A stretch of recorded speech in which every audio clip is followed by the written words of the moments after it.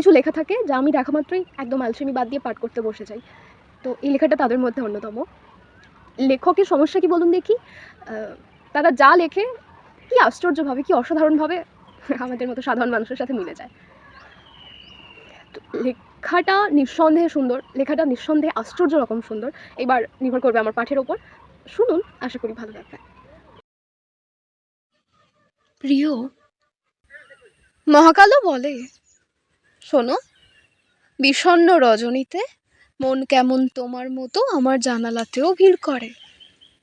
এত বিমর্ষতা, প্রবঞ্চনায় ক্লান্ত শহর, সমরোগে আক্রান্ত রোগীর মিছিল। আমরা যুদ্ধ করছি রোজ নিজেদের পাথর ছাঁচে গর্ব ভেবে, কিন্তু যদি বা পাহাড় হয়েও যাই, তারপর শুনেছি শক্ত জিনিসই বরং ভাঙে আগে। আমাদের নরম দুর্বাঘাস বোধহয় হওয়ার কথা ছিল।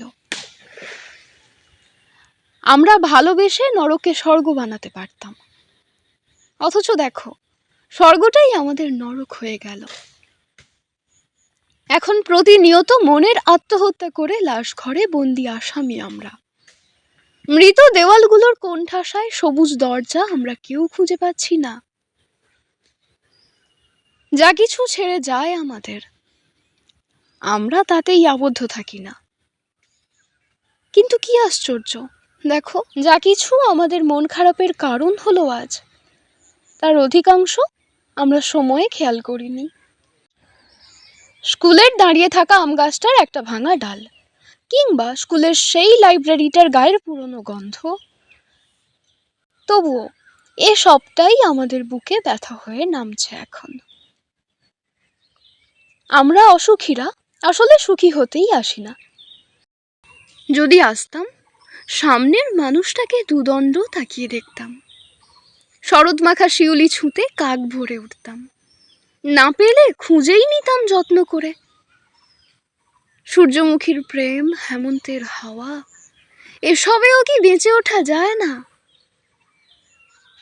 আজ শেষ বয়সের বৃদ্ধ হারে প্রাণ প্রতিষ্ঠা করলাম, তাই তোমায় প্রথম চিঠি লিখলাম, হয়তো বা বলতেও পারো শেষ। এই অল্প দিনের পুনর্জন্ম আমায় প্রকাশিত হওয়া বোঝালো, তাই একরকম সাহস করেই বলছি। এই বলি রেখা আর 101 অসুখের দিনে এসে তাকিয়ে দেখো, ঘরহীন অন্নহীন মানুষের ফুটপাত জুড়ে মাটির প্রদীপে দীপাবলি রচনা হয়। শুধু আমরাই কি বলতে পারিনি, বা এখনো বলতে পারবো না? ছোট, ক্ষতি নেই, আকাশ তো বড়। হেমন, বলাকা মোর, অজানার আহ্বানে চঞ্চল পাখা মেলে ধরো।